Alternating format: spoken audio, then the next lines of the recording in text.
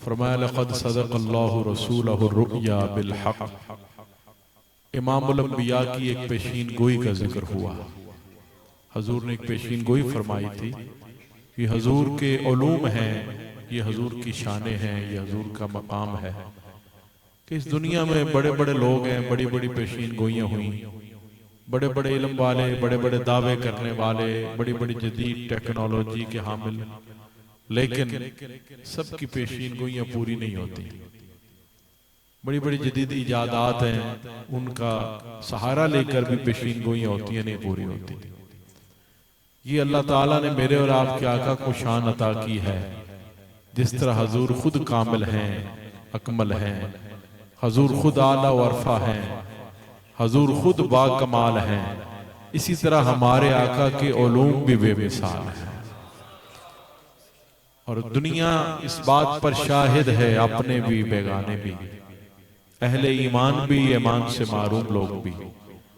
जब भी हजूर की सीरत पढ़ते हैं, हजूर की तारीख पढ़ते हैं, हजूर के हवाला से किताबें पढ़ते हैं, तो अपने बेगाने ये कहने पर मजबूर हो जाते हैं कि मेरे और आपके आका ने जो पेशीन गोइयां फरमाई हैं वो सारी की सारी सच साबित हुई हैं।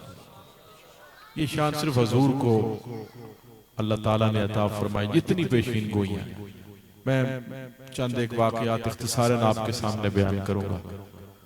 हजरत सुराका बिन मालिक का वाकया बड़ा मशहूर है।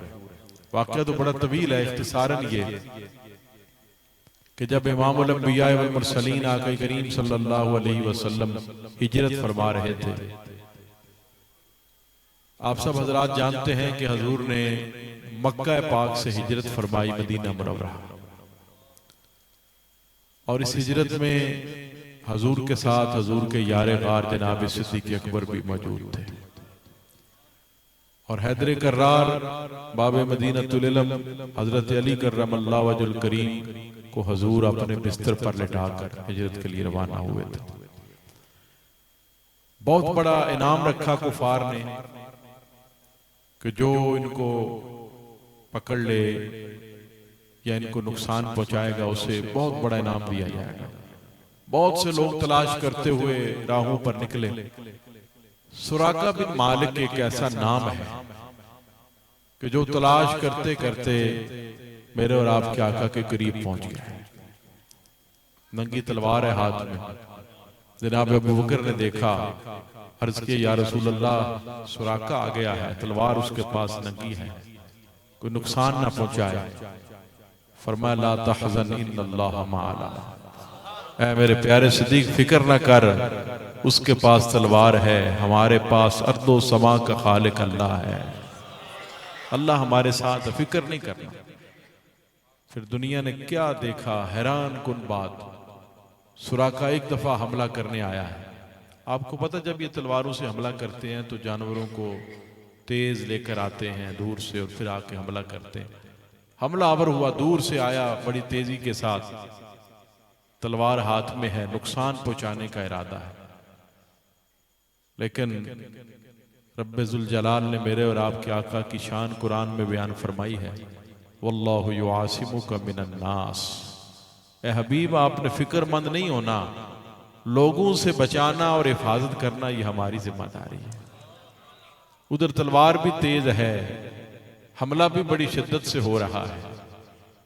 इधर क्या होता है, हजूर फरमाते हैं सिद्दीक फिक्र नहीं करनी, अल्लाह हमारे साथ है। अब जब सुराका हमला करने आए, बयान करते हैं जैसे ही मैं हमला करने के लिए निकला, चला, जानवर को चलाया, तो जमीन ने मेरे जानवर के कदमों को पकड़ लिया। मेरा जानवर दनस गया जमीन के अंदर।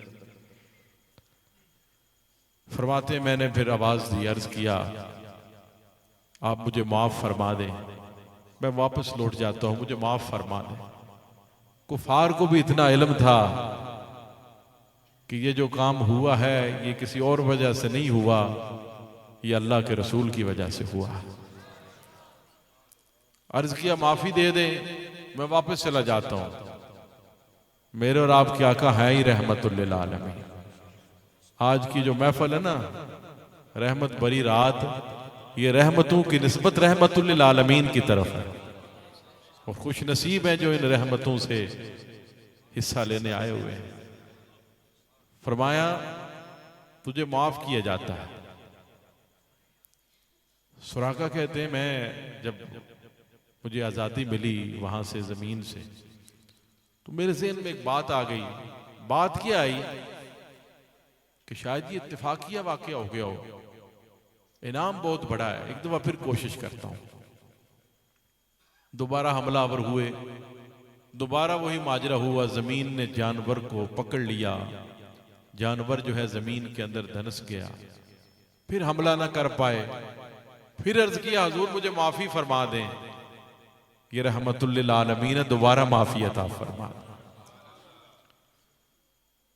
जब वापस निकले फिर ज़हन में वही बात आ गई, शायद कोई इस तरफ जमीन नरम हो, शायद कोई जमीन में मसला हो, दूसरी तरफ से हमला करता हूं। तीसरी बार हमलावर हुए, फिर जमीन ने पकड़ लिया। फिर अर्ज किया हुजूर आप पक्की तौबा, मैं दोबारा हमला नहीं करूंगा, वापस जाके किसी को बताऊंगा भी नहीं, आप मुझे माफ फरमा। मेरे आका कितने रहमतुल लिल आलमीन हैं। हुजूर ने सिर्फ माफी नहीं अता फरमाई, एक बात भी फरमाई। फरमाया तुझे माफी भी देते हैं और तुझे ये बशारत भी देते हैं, ऐ सुराका जब ईरान फतह होगा, शहनशाह ईरान के कंगन मदीना पाक में आएंगे, ऐ सुराका वो कंगन तेरे हाथ में पहनाए जाएंगे। फरमाया वो कंगन तुझे पहनाए जाएंगे। सुराका वापस हो गए, इमामुल अंबिया मदीना पाक तशरीफ ले गए। तवील अरसा गुजरा, हजूर ज़ाहरी तौर पर इस दुनिया से पर्दा फरमा गए। ताजदार सदाकत खलीफा अव्वल बने, उनका दौर ख़त्म हुआ, वो भी इस दुनिया से पर्दा फरमा गए। खलीफा सानी हजरत उमर फारूक रदी अल्लाह ताला अन्हु का दौर है। उस बात को साल साल गुजर चुके हैं। जनाब सुराका बीमार हो गए। सुराका बिन मालिक बीमार होते हैं। अहले अयाल ने, ख़ानदान ने, इलाके वालों ने यह समझा कि शायद वक्त अखीर आ गया है, शदीद दलालत है, बीमारी है, शायद इनका आखिरी वक्त आ गया है। लोग इर्द गिर्द बैठे हुए हैं, लेकिन जनाब सुराका ने एक बड़ी खूबसूरत बात फरमाई। फरमाया लोग ये समझ रहे हैं कि शायद वक्त अखीर आ गया है, जाने का वक्त आ गया है, इस दुनिया से पर्दा करने का वक्त आ गया है। फरमाया सुन लो, मैं उस वक्त तक इस दुनिया से नहीं जाऊंगा जब तक इमामुल अंबिया की पेशीन कोई पूरी नहीं होगी। फरमाया मेरा ईमान ये कहता है कि मैं उस वक्त तक जा ही नहीं सकता जब तक इमामुल अंबिया के अल्फाज पूरे नहीं होंगे। चुनांचे दुनिया ने देखा कि जनाब सुराका बिन मालिक को फिर तंदुरुस्ती अता हुई, फिर ठीक हुए।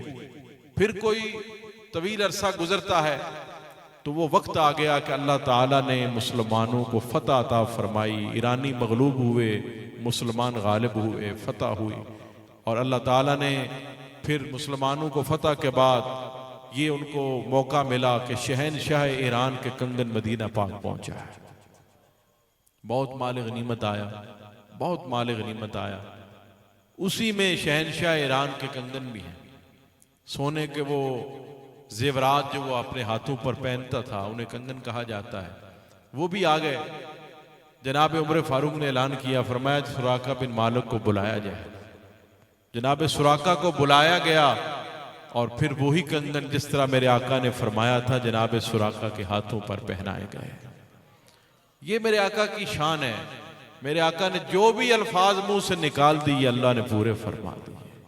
ये हजूर का इल्म कि मक्का पाक से तशरीफ ले जा रहे हैं, मदीना पाक अभी पहुंचे नहीं हैं, लेकिन निगाह नबूवत से देख रहे हैं कि सुराका बिन मालिक के हाथों पर ईरान के शहनशाह के कंगन हो गए। ये मेरे आका की शान है। यही नहीं, बहुत सी पेशीन गोइयां हैं इमामुल अंबिया की। उसी हवाला से मैंने आयत पढ़ी, लक़द सदक़ल्लाहु रसूलहु रुया बिल हक़। अल्लाह ताला ने यहां भी पेशीन गोई का जिक्र किया है, लेकिन मैं दो और पेशीन गोइयां भी जिक्र करता चलो, फिर इन अल्फाज की तरफ आऊंगा।